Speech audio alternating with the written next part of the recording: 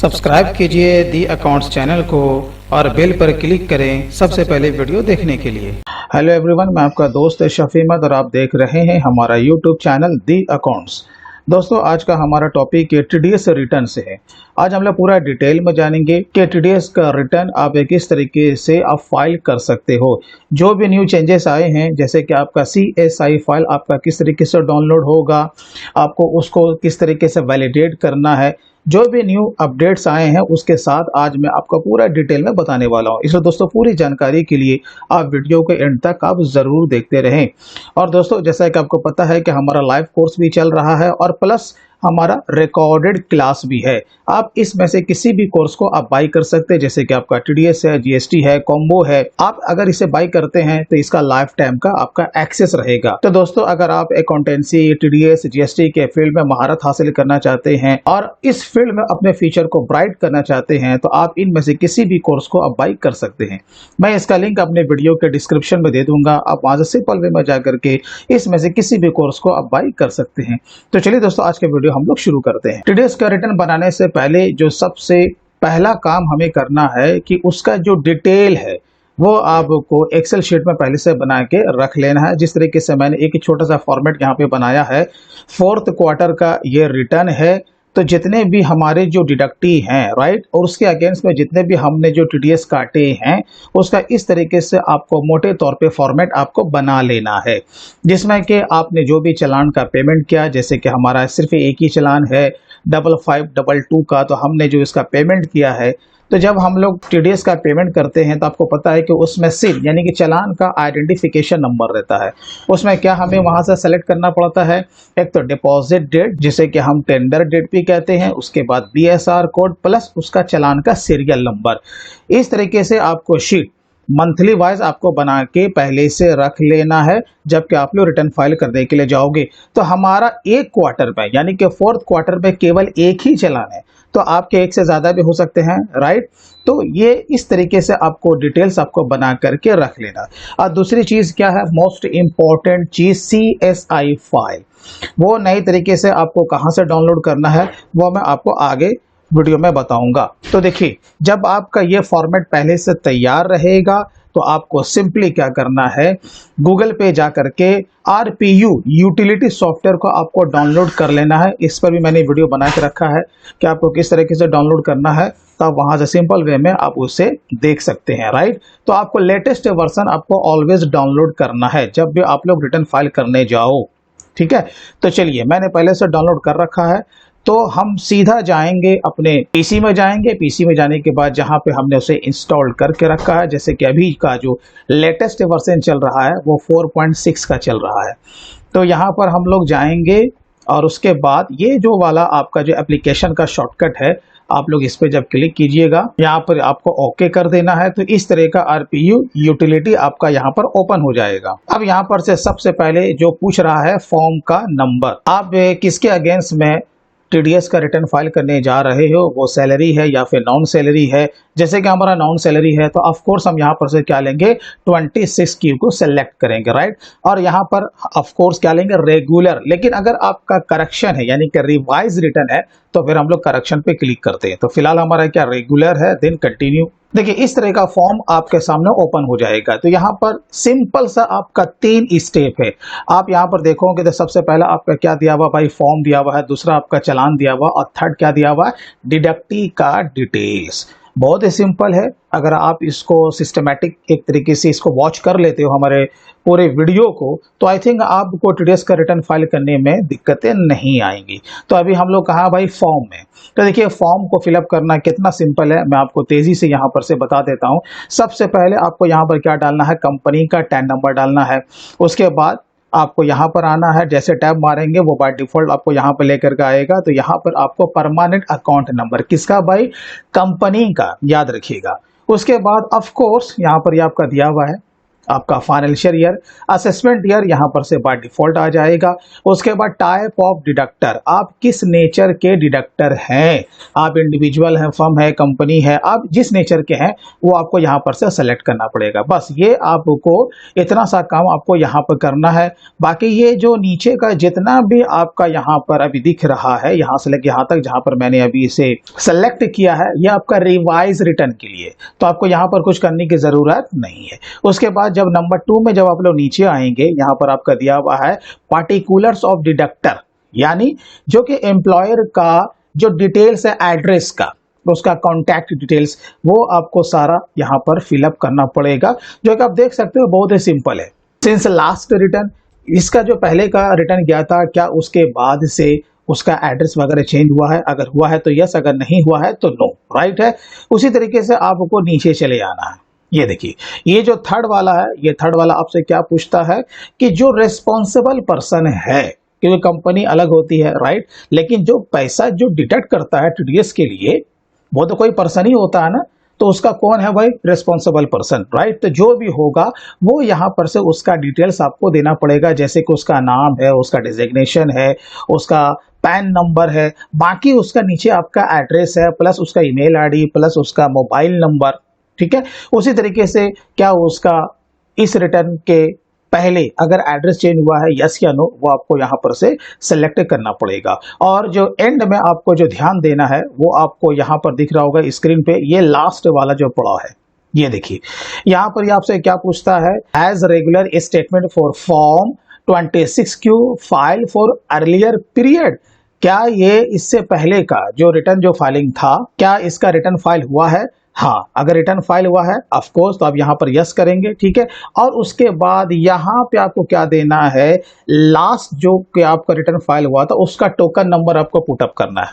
जब भी हम लोग रिटर्न को अपलोड कर लेते हैं ना, चाहे वो आप खुद से इनकम टैक्स के पोर्टल पर अपलोड करो या फिर कार्वी में जाकर के आप कराओ, तो वहां से हमें क्या मिलता है, टोकन नंबर, जिसे हम लोग कहते हैं इनवॉइस कम टोकन नंबर, तो वो आपको यहाँ पर से फिलअप करना है।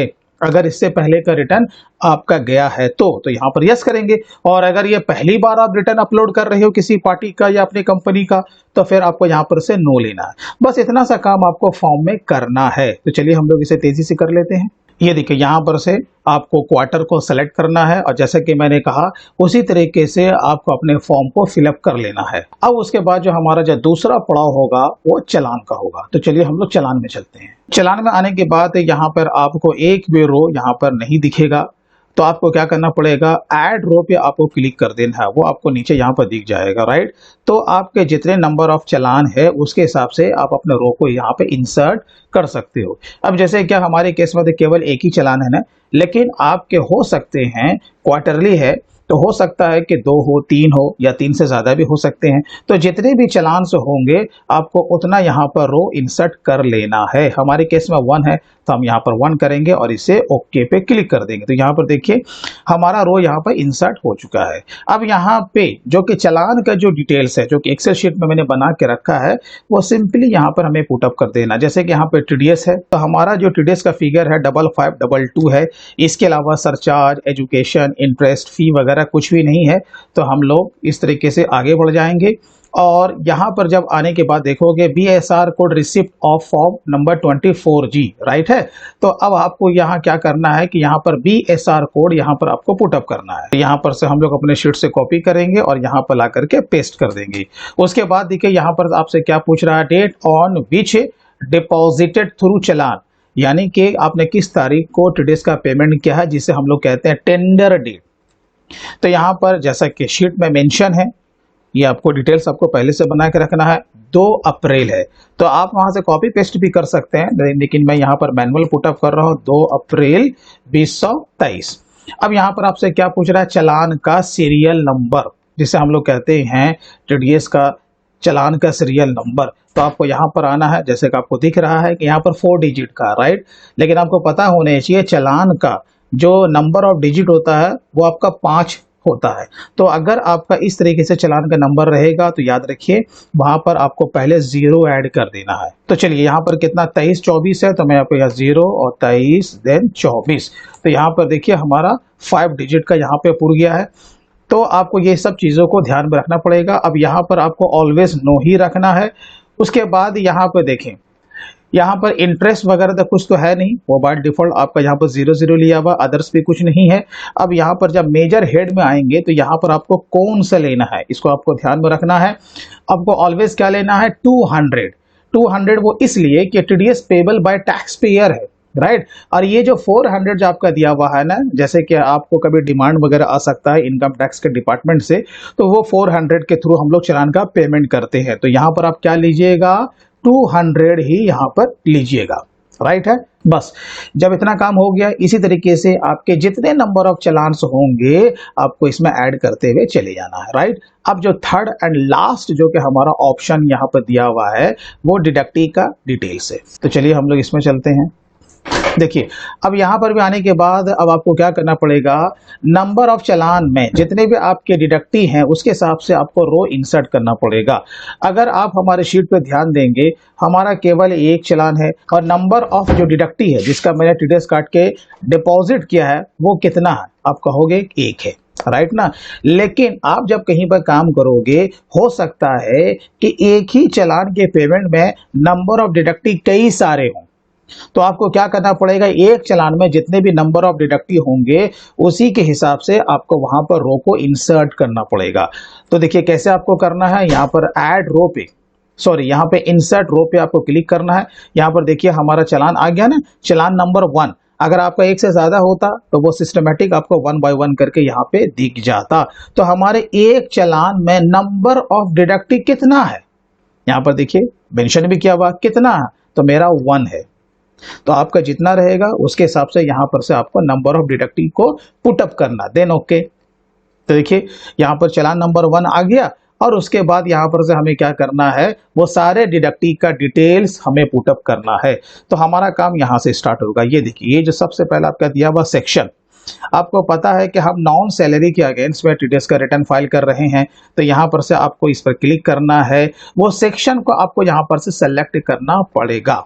94C है, 94J है, 94I है, क्या है, राइट। तो वो आपको सेक्शन यहाँ पर से सेलेक्ट करना पड़ेगा। जैसे कि हमारा कॉन्ट्रैक्टर के अगेंस्ट में है तो हम यहाँ पर क्या लेंगे, 94C लेंगे।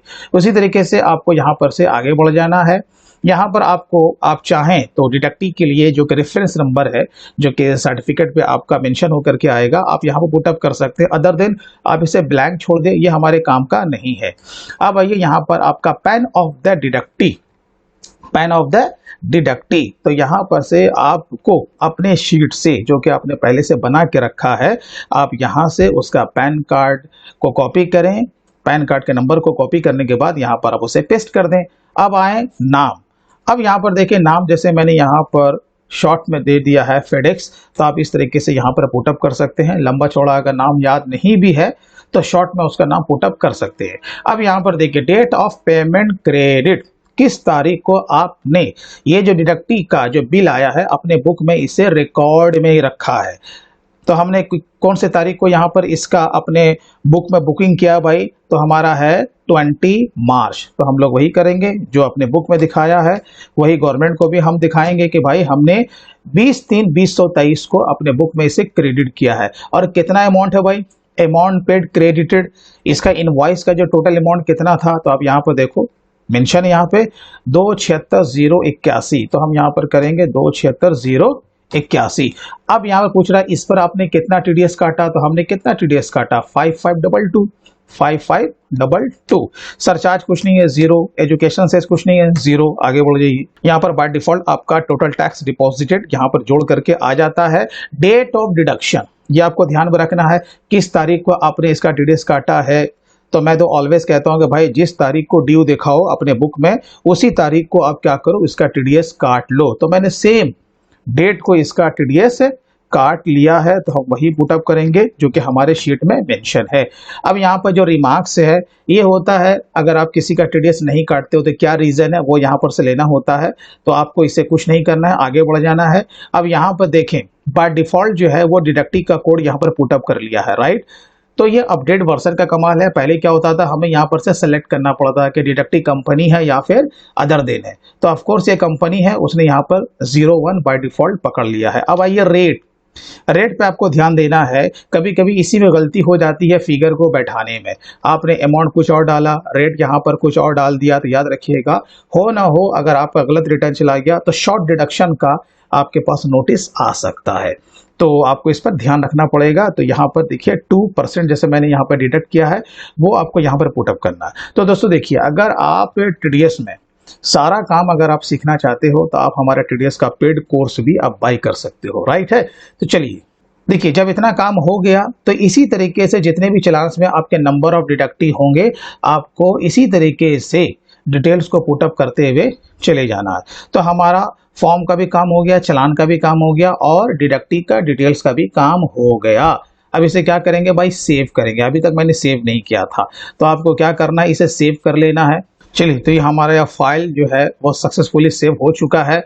अब यहाँ पे बात आती है कि इसे भाई फाइल को क्रिएट करना है, राइट। तो क्रिएट करने के लिए आपको CSI फाइल को डाउनलोड करना पड़ेगा। तो वो कहाँ से करना है, चलिए हम लोग तेजी से चलते हैं कि वो आप किस तरीके से डाउनलोड कीजिएगा। आपको सिंपली चले जाना है इनकम टैक्स के पोर्टल पे।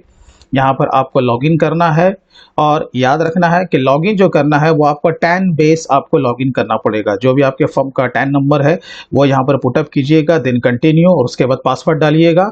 आप इनकम टैक्स के पोर्टल पर इंटर कर जाइएगा। यहाँ पे आने के बाद आपको ई फाइल में जाना है, ई पे टैक्स पे जाना है। यहीं पे आपको दिख जाएगा चालान स्टेटस इंक्वायरी, इस पर क्लिक आपको कर देना है। ठीक है, जो भी पीरियड है वो आपको यहाँ पर से ले लेना है। जो कि हमारा जो है वो अप्रैल के महीने में पेमेंट है तो मैं यहाँ पे लूँगा 1 अप्रैल टू 30 अप्रैल। तो यहाँ पर आपका फिल्टर करके ऑप्शन आ जाएगा, क्लिक कीजिए। तो देखिए यहाँ पे आपको दिख गया ना 5522 का, जो कि हमारा चालान का डिटेल्स था। अब यहीं पर से आपको क्या करना है, उस फाइल को डाउनलोड कर लेना है, राइट। चलिए, तो अब आपको देखिए यहाँ पर दिख रहा होगा क्रिएट फाइल।